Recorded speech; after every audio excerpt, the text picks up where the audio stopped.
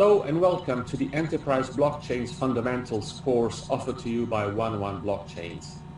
I am Enrico Camirinelli, VP of Research, and I will be your trainer for this course. This course is for you if you want to learn how blockchain works, understanding its fundamentals. Most importantly, if you want to familiarize with the definitions of blockchain and its components. If you want to understand what makes smart contracts so smart, and again, and lastly, but most importantly, if you want to learn how to build your enterprise blockchain personal career. The Enterprise Blockchain Fundamentals course is structured in 4 lessons. The first is about what exactly is blockchain technology. The second lesson is about the enterprise blockchain terms that you must know to be proficient with this technology and discipline. Lesson 3 is about the basics of smart contracts and how they work and the principles behind smart contracts functioning.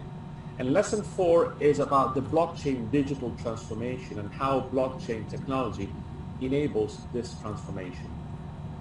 Who should take this course? Well, definitely, if you are a senior leader and a decision maker, you want to understand how enterprise blockchains are impacting the day-to-day business environment. If you are software developers and startups, not only you want to know about the basics of the technology, but most importantly, understand its business impact and how to speak to your potential corporate clients. Innovation managers and entrepreneurs want and must know what enterprise blockchains are in order to understand how they can leverage this competitive technology. And if you are advisors and business analysts, you want to know what the market is looking for and how your clients are operating in this environment. Lesson 1. Lesson 1 is about the definitions of enterprise blockchains. And so to give an overview of how you should consider blockchains, let's see these 3 important bullet points. The first is you want to think of blockchain as a special database. Then in blockchain, the data is unique and immutable forever. And all this can happen without the need of a central authority. Now, let's look step by step using a simple example how all this can happen. So let's assume in this scenario that I am a supplier and I have delivered goods to a client, and now I want to get paid. Let's also assume that we are in a non-digital world, so still we have to send letters to each other. And so if I want to get paid, I have to send a letter to the client asking for the money. Let's assume that is $100. So what happens? Well, I take a piece of paper, I write information like who is the supplier, who is the client, the text, in this case you owe me $100, the place, the date, and the signature. I put the letter in an envelope and I write on the envelope who is the sender, who is the receiver, and I stamp it. Then I put it in a mailbox.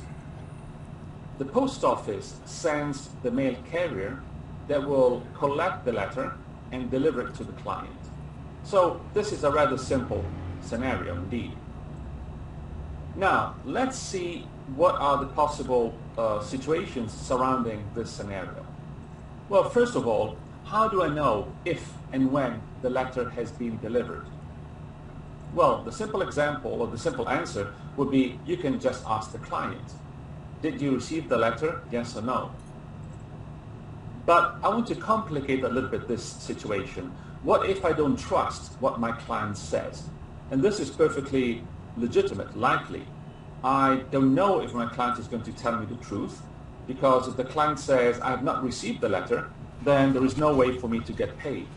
So what if I don't trust what my client says? Well, then I should ask the post office. For instance, I should ask, to sign a receipt of received the letter. But again, let's make it even more complicated. I don't want an intermediary, and here is where we start getting into the blockchain environment, where the level of trust is almost zero between parties, and to build that trust, I don't want to have an intermediary. because the post office is an intermediary, is a third party that basically guarantees or tells me if the letter has been or not delivered. But I don't want that intermediary. So what are the other options possible? Well, the other option possible is you can ask directly the mail carrier, because the mail carrier is the person who has collected the letter and has delivered it to the recipient, to the client. But if the solution is asking directly the mail carrier, well, which mail carrier should I ask? Because there's many in the town. And so again, it would be economically unfeasible if I go asking one by one. So a possible solution, let's say the solution that is the one found in building blockchain protocols, is that the mail carriers compete to decide who will make the delivery, because who makes the delivery is going to get compensated, and therefore it's in the best interest of all the mail carriers to make the delivery. And given that we don't have now a central authority like the post office that decides who is going to make the delivery, then the mail carriers will have to decide by themselves. So again, in this simple example, let's assume that the way for them to compete is playing a Sudoku. A Sudoku is a puzzle, difficult to resolve, but easy to check if it has been resolved correctly. And so all the mail carriers are given a Sudoku, and they start resolving it. Eventually, one of them will resolve the Sudoku. The others immediately will have the possibility of checking whether the Sudoku has been correctly resolved. And if so, they declare the winner, and the winner is the one who is going to make the delivery. So in this situation, letter put in an envelope put in the mailbox, the winner of the Sudoku game makes the collection and delivers it to the client. And the other thing that the mail carrier, the winning mail carrier, does is that he or she is going to write the data of the delivery on the registry. So the data related to who was the sender, who is the recipient, when the letter was collected, when it was delivered, and other information that is relevant to building the history of this transaction. The other thing that the winner does is that the winning mail carrier makes a copy and gives a copy of the registry to all the other mail carriers. So what happens now is that everyone has the same copy of the information of that transaction, which was the delivery of the letter to the client. And so the question about which mail carrier can I ask will be answered with, you can ask any mail carrier, because now every mail carrier will have the same copy of the truth. So we have resolved the issue of ensuring that the information, whether the letter has been delivered or not, is secured. So I don't have to ask the client, I don't have to ask to a central intermediary, I can ask any mail carrier, and I will have the same information whichever mail carrier I'm going to ask if the letter was delivered. So is everything set? Well, for sure we know now if the letter has been delivered or not. But we have an additional complication. What happens if against my original letter, where I was asking for $100, at this point the client cannot deny not having received the letter, but the client, in this case he's behaving in a malicious way, he could basically erase 100 and write $50, so he can say, I cannot deny I have to pay you because I received the letter, but the letter only says 50 and not 100. So again, in this situation, I must ask an intermediary to fix the issue, because there's no way that we can resolve it. Okay, how can we resolve even this dilemma? Well, the solution is we have, again, the two letters, the one that says 100, the original one, and the one that the client says he has received that says only 50. The solution is that the original letter is assigned a special code, and this code is unique to that letter, to whatever is written in that letter corresponds to this unique special code. Same, the second letter, given that it has a different content, will have assigned a different code or special code. So what happens now is that when the client, when the supplier is preparing and writing the letter, the supplier will also write this special code on the envelope. And when the winning mail carrier makes the delivery, he or she will write on the registry not only the information about the transaction, but also will write on the registry this special code. There is no way to reverse engineer from the special code to the content of the letter. So for the mail carrier, that special code is absolutely insignificant. The mail carrier will not know what is written in the letter. But what happens is that information, that special code, is written in the registry, and again, that special code, along with all the other information about the transaction, about the delivery, is going to be part of the registry that all the other mail carriers will have. They will have a copy of it. So what happens now? What happens is that if they are given the two letters have two corresponding special codes, and they will match the two special codes. The special code of the original letter, the one that begins with CF23, and the special code of the new letter that says $50, the special code that starts with AR03. Now, the logic or the rules of the game want that the first code that was written on the registry is the valid one. So what they do is that they basically match the two codes, and given that the second code is not corresponding, is not matching with the special code that all the mail carriers have on the registry, what we say here is that the mail carrier system, if you want to call it this way, acknowledges the original as the valid letter. So to summarize, with this simple example, we have basically the consequences or the behavior of a blockchain. First of all, you can operate with a counterpart that you don't trust. You can trust this party not because you have a third-party intermediary, but because you have, let's say, a group, if you will, of special, we can call them special witnesses or special notaries that allow to validate the transaction.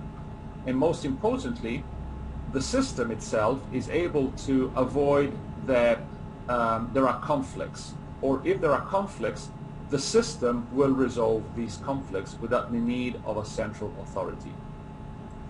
So with this, end of lesson 1.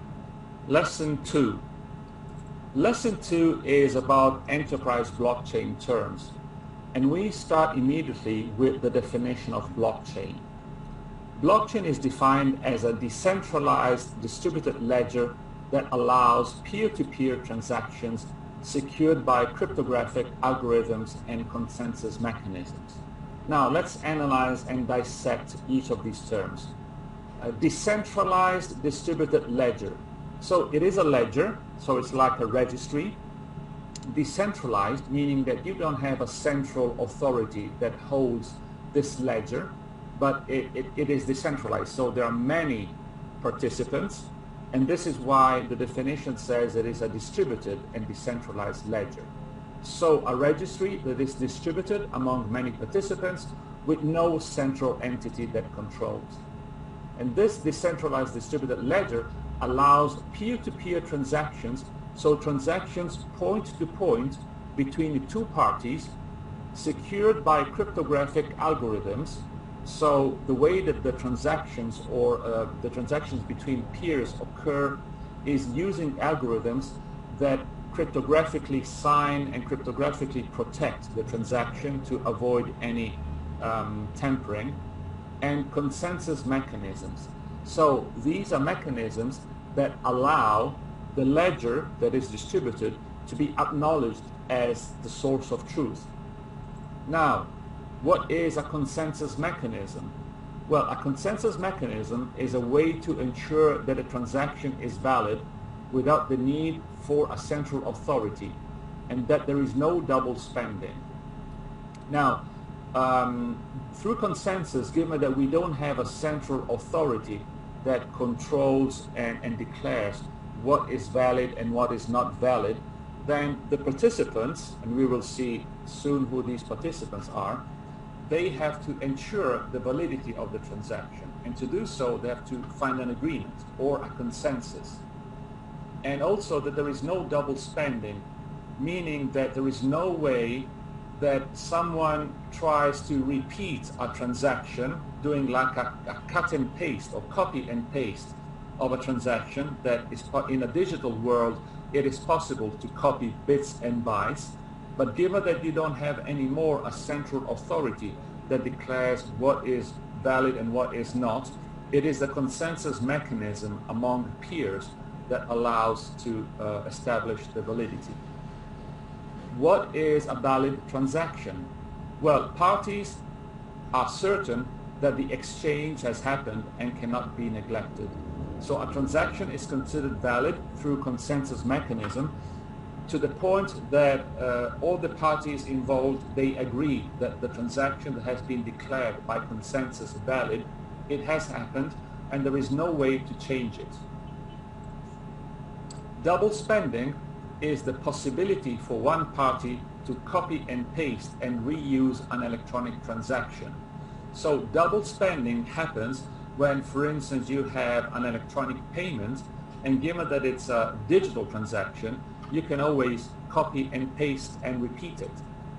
Now, in centralized systems, you have the intermediary, like for instance the bank, that ensures that if you are making a payment and you don't have any more money, you cannot repeat that payment to another person. This is because we have a central authority that avoids double spending. In enterprise blockchains, double spending is avoided by the participation of the parties that avoid this double spending by consensus. So they all determine what are the valid transactions, and any transaction that is being copied over an existing and valid one is refused and neglected by consensus. Who are those who are building this consensus? Well, they are called miners or validators, and these are network participants dedicated to validating transactions and avoiding double spending. So you can consider them as witnesses, as special notaries or virtual notaries, and their role within the network is to check every single transaction, checking if it's valid or not, and checking if it's a copy of an existing one or not. And they achieve, let's say, the results and the final, say, a conclusion and final validation by consensus. Many confuse blockchain with Bitcoin. Let's say that Bitcoin is a component or is an element or a cryptocurrency, the definition says, that runs on blockchain. So Bitcoins need blockchain infrastructure to operate. And what is a cryptocurrency? A cryptocurrency is a digital token exchanged on blockchain using cryptographic algorithms to secure the peer-to-peer transaction. Now, of all this definition, what is important is the initial part, a digital token. Now, a token is, for instance, a normal, say, non-digital token could be a paper bill, a $100 bill, or a $1 bill, or a €1 coin, anything that represents value. But a token is also, for instance, the receipt that you get from a cloakroom. It could be a cinema ticket. So anything that corresponds to value, anything that represents a title of ownership. When we say that the token is digital, because it is dematerialized and it's put in form of bits and bytes. And a digital token can also be called a crypto token or crypto asset because it's using cryptographic algorithms to secure that the party who is releasing the token and the party who is accepting the token are in connection and that the transaction is recognized as valid. If the token represents a monetary value, we call it cryptocurrency. If the token represents, for instance, a document, a pallet of goods, a ship, a container, we will call it crypto asset. Crypto is because there are cryptographic algorithms that ensure the transaction in a peer-to-peer fashion without the need of a central authority. So a token is the digital representation of a unit of possession that can be exchanged between parties. Permissionless blockchain is a blockchain protocol that allows anyone to join the network. So you can join the network because you at any time, not having the need of anyone to give you permission. So this is why it's called permissionless. At the opposite, we have permissioned blockchain. So a blockchain protocol that requires authorization to join the network. And typically enterprise blockchains are permissioned blockchain because the participants all know each other. And just like in a supply chain, in a business environment, suppliers, clients, partners know each other and have to basically be authorized to run business one with another. This is why permissioned blockchain protocols are the most utilized. And smart contracts are software programs that, when triggered, automatically execute instructions to transfer tokens. So a smart contract is a piece of software that gets triggered by events. We have a special lesson dedicated to smart contracts. So when an event, like for instance, goods have arrived at destination, or a quality check is being issued and passed. So when anything that is prescribed or is expected to happen based on the contract clauses happens, it triggers the execution of the software, and this software executes the instructions to transfer the tokens. This is the end of lesson 2. Lesson 3. Lesson 3 is about smart contracts, very special components of enterprise blockchains. Well, let's start first of all to explain what a smart contract is. Let's start with our basic contract. We have two parties, the supplier and the client, and they agree on some specific conditions that they write in a contract. And this contract says that when goods arrive and are accepted, receive and pay invoice of 100 euros. And this contract is signed by the supplier and is signed by the client. So basically the provisions of this contract is that the supplier sends goods to the client or to the buyer, and when they arrive and they are accepted in quantity, in quality, they are received, they are accepted, and then the supplier is going to receive 100 euros against an invoice. Now, this contract, in using enterprise blockchain platforms, can be translated into a software program. There are various software coding programs that allow to write smart contracts. Solidity is one of these, but there are others. And so what happens is that the conditions of that contract are written in a software code. Now, what happens in the physical world, the supplier sends the goods to the client inspects the goods, and if the goods are valid in terms of quantity, quality, whatever the client was expecting was established in the contract, the client approves the goods. At this point, that approval triggers a signal, an electronic signal, to the software code, to the smart contract. And importantly, now that we are in an enterprise blockchain environment, every miner, every validator in the network has a copy of this software program.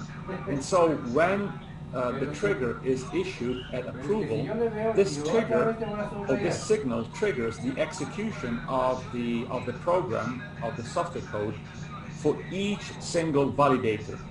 So all the validators run the same program software code, and if the result is the same, they achieve a consensus, or at least the majority of the validators achieves a consensus. There are also different, let's say, majorities based on the protocols, but in essence, when there is a majority of validators that after having executed the software program, the smart contract, they get the same results, then that is the result that is written in blockchain and in this special database.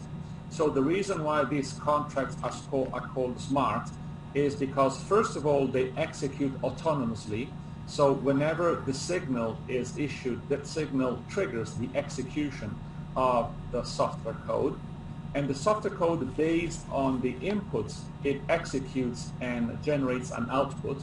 And this output, if it's the same, at least for the majority of the validators, becomes the output that is written in blockchain and therefore becomes immutable. And this is the end of lesson 3. 4. Lesson 4 is about blockchain digital transformation. And we start looking at the digital transformation brought by blockchain, identifying the 9 verticals that are most subject, as of today, based on 1.1 blockchain's research, that are subject by blockchain implementations and transformation. First of all, technology. Well, technology, we can consider that the Internet of Things, for instance, the possibility of connecting multiple devices that are detecting events or signals coming from environmental situations, and that can share information in a peer-to-peer fashion, and most importantly, that information and data is secured safely and immutable in an immutable way on blockchain, is definitely a very important asset. Cybersecurity is another important element that blockchain has made available to peer-to-peer transactions. Media is a vertical that is benefiting by blockchain implementations, especially in the advertising world, where the value chains are very long, the participants are multiple, and the possibility of knowing exactly who has done what and who is accountable for what in these very long and fragmented chains is important, just because with blockchain you can avoid having the central authority, but ensuring that there is a peer-to-peer like execution and exchange of transactions that are secured and recognized value by all the participants. In law and crime, the possibility of identifying and tracking the ownership of weapons, for instance, or having personal records that of course are accessible only by police or legal authorities, is an important element that ensures the immutability of the data, and also the fact that where the person is authorized, he or she can hold that base information, make it available only to who they want. Transportation. Transportation, we can just make the simple example of the automotive industry, in which the history, for instance, of the driving experience, or the history of all the maintenance and activities that are made on the car, the miles that have been driven, the maintenance, repairs, driving behavior, all this kind of data can be stored and tracked and made available to the interested and authorized parties. Governmental services, we have, for instance, just to make an example, healthcare or instruction. So the possibility of preserving and keeping confidential your personal data and making them available only to the parties that are authorized. Or in education, being able to prove beyond any doubt that you have taken those courses, that you have that certificate, that you have all the necessary let's say instruction credits that you have achieved throughout your professional and scholar career. Human rights and contributions. There are cases where, for instance, refugee camps are given allowances for food and clothing, and so each individual refugee is given a personal code that they can use to make the purchases, and all this is governed by blockchain-based applications. So this removes the hefty costs of managing credit card-like solutions and paying intermediary costs. So with blockchain-based applications, the transactions are much more immediate, and most importantly, they are secured and personalized and made private to each individual participant. Finance, the finance vertical is the most mature in terms of adoption of blockchain-based solutions. Just to name the most important or the most, let's say, relevant, interbank clearing and settlement, cross-border payments, trade finance execution. These are just a few examples of what blockchain-based applications, enterprise blockchain-based applications are used for today. Contracts, the possibility of digitizing and turning contracts into software code that can be executed, and most importantly, the results being immutable and traceable. It's an important component of blockchain. Enterprise blockchains allow also, for instance, the possibility of declaring and acknowledging the property and ownership of land. And so you can claim the ownership or special assets like a machinery or a device, whatever. All that can be governed through the rules and protocols of blockchain. Entertainment is very important, especially to protect the intellectual property or IP of the authors. So all the products of authors, like songs or pictures or poems, anything that is put on blockchain can be identified and attributed to the author, that can claim beyond any doubt that he or she is the author of that particular piece of art. The leading sectors that 101 Blockchain's research has identified are numerous. We can see here supply chains, just because purchasing, transportation, manufacturing, distribution are clearly important elements. In supply chains, you have possibility to track the provenance of goods, to track if the processes are properly executed. Fintech, financial technology, development and developers and software companies are able to develop applications that use blockchain as a secure channel of transmission. In the retail world, you have many suppliers, many partners, logistics, distribution centers. You want to ensure as a retailer the provenance of goods, and that if there are any food or health or breakouts, you can immediately detect and trace back the origin and the source of that particular disease.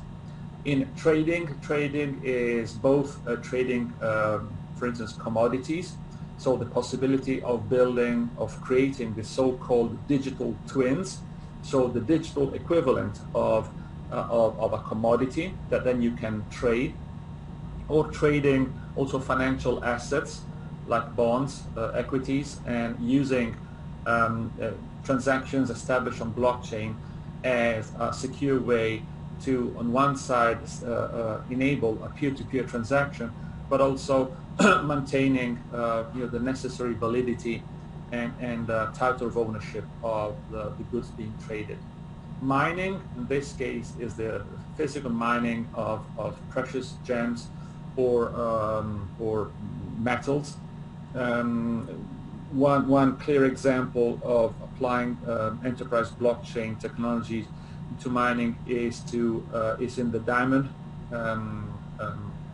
sector, where diamonds are traced, first of all, to ensure the origin, but also to avoid that they are mined let's say, using non-sustainable processes.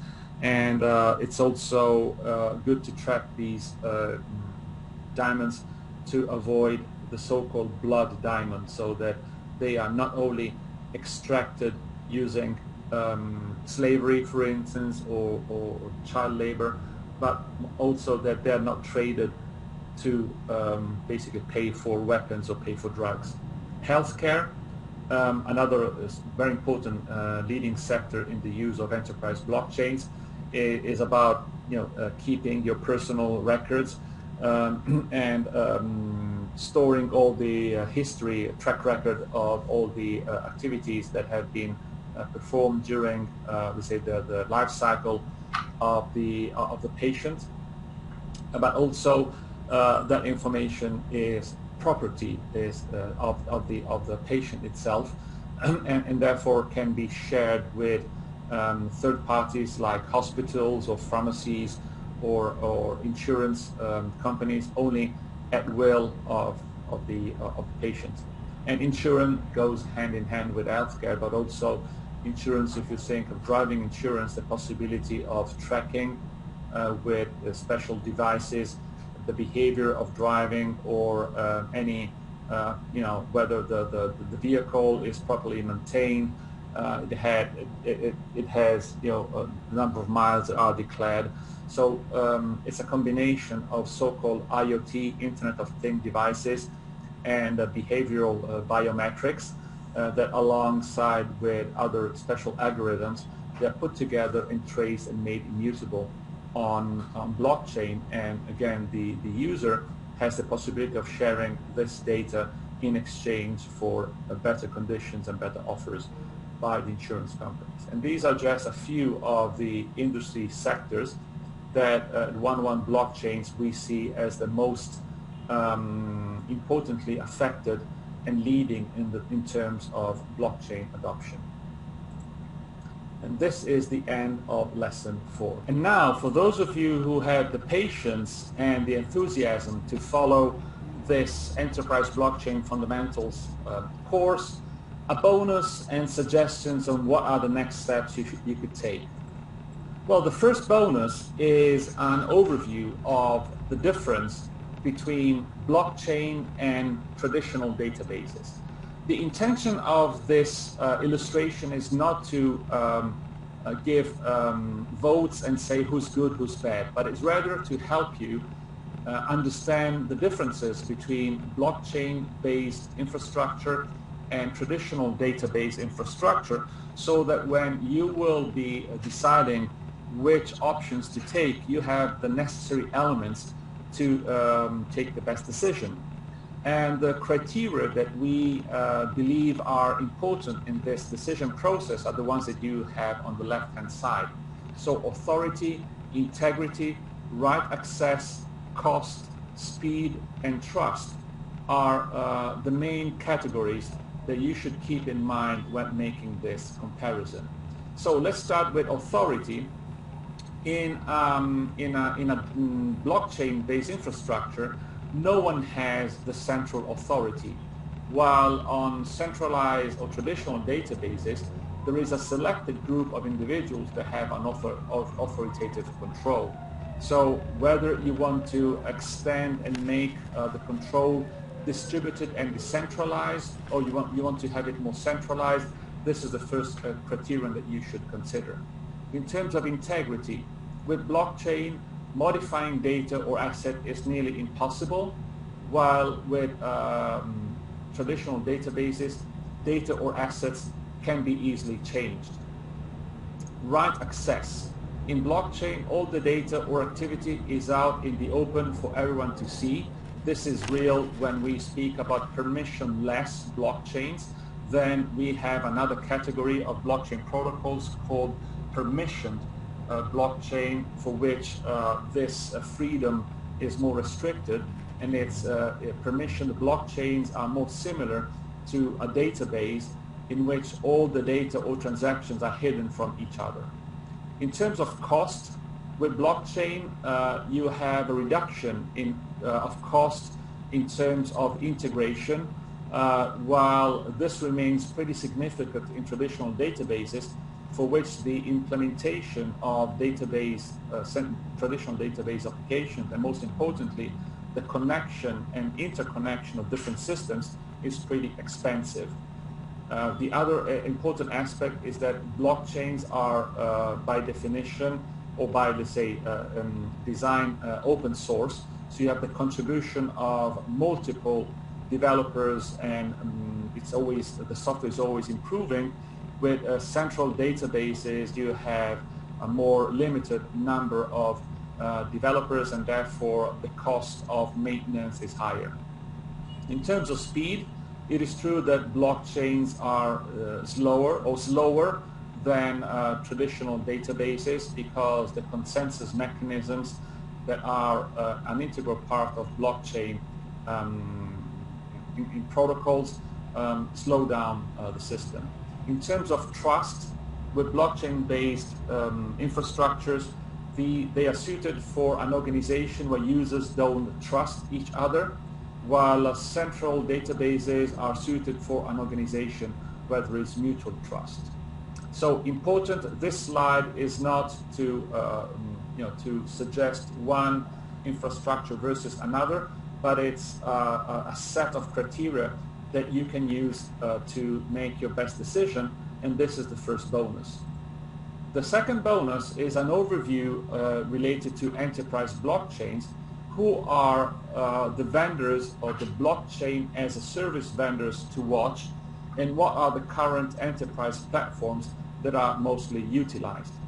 Blockchain as a service vendors provide platforms on which you can apply your business logic, you can determine your business needs without having to take care of all the underlying complexities of crypto algorithms or blockchain protocols.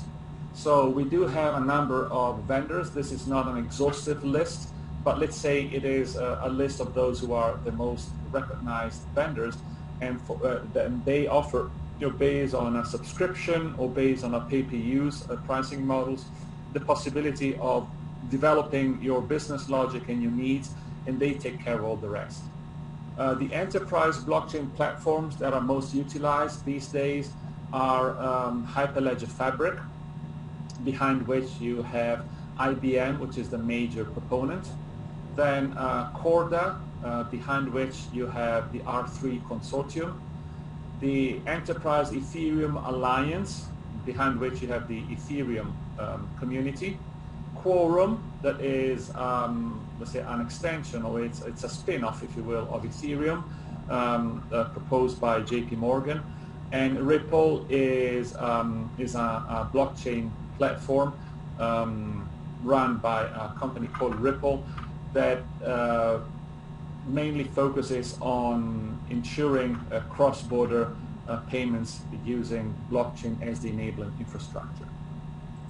So what are the suggested next steps for you? Well, definitely at 111 Blockchains, we encourage you to register for the Certified Enterprise Blockchain Professional course.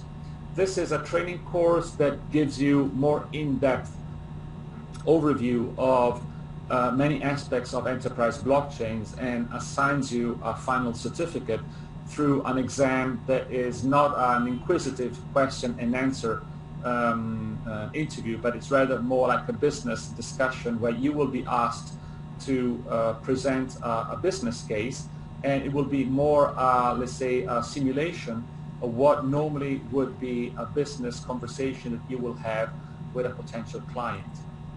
So in the Certified Enterprise Blockchain Professional course, you will follow 5 modules. The first is about blockchain technology fundamentals, so a deep dive into the technology, but just enough, so not too many details, but always with the enterprise perspective on. Module 2 looks at the enterprise blockchain platforms and what is today available to users to develop their blockchain-based implementation programs. In the third module, we will specifically look at the application of enterprise blockchains in trade finance, which is a banking line of business, very, very important for global supply chain, import and export, where traditionally trade finance has been very much paper intensive and manually operated. And for say since 2 years, banks have adopted a blockchain-based strategy. So it's very important to have a look at blockchain in trade finance to appreciate how enterprise blockchain platforms are transforming traditional businesses. Module 4 extends the perspective of enterprise blockchains and look at the applications that are can be operated using blockchain. And Module 5 looks at the use cases. There are many. At 101 Blockchains, we always constantly keep updated on the particular use cases by industry sector, by geography, and Module 5 will give you an up-to-date overview of the use cases of enterprise blockchains applications that you can use to in your discussions and your conversations with your clients. And as you can see, you will be given at the end in a module 6, if you will, a virtual module 6, which is, as I said before, this business interview discussing about a use case or business case and having a conversation that is simulating a proposal that you will make to a business decision maker. And so you will be then awarded with this certificate of Enterprise Blockchain Professional. So if you like the proposition and if you're ready to join the blockchain revolution, why don't you contact us at these contact channels, and we will be happy to welcome you into the 101 Blockchains enterprise community of enterprise blockchain professionals. I am Enrico Camerinelli, VP of Research, and thank you for listening.